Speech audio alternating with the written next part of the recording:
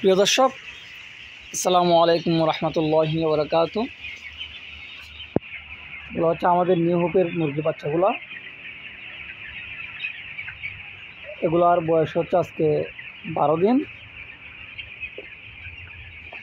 আমরা আজকে 12 দিনে দ্বিতীয় নাম্বার ভ্যাকসিনটা করছি। গাম্বুরা ভ্যাকসিন দিয়েছি আজকে 12 দিনের মাথায়। আমরা প্রথম ভ্যাকসিন চোখে করছিলাম। দ্বিতীয় ভ্যাকসিনটা আমরা পানির সাথে মিশাই দিয়েছি। এখন আমাদের এই নিউ হোপের বাচ্চাগুলো আলহামদুলিল্লাহ 12 দিন হিসাবে গঠন ভালো আছে আপনাদের দোয়ায়। ঠান্ডা একটু বেশি হওয়ার কারণে আমরা ভ্যাকসিনটা এখন করে দিয়েছি। নাহলে আমরা ভ্যাকসিন করে থাকি 8টা বা 9টার দিকে, ঠান্ডা একটু হলে। এখন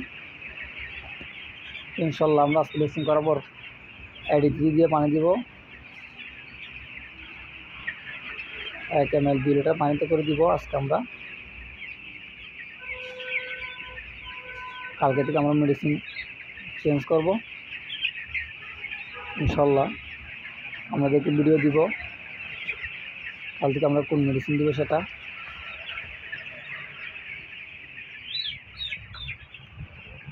সবাই দোয়া করবেন আমাদের জন্য।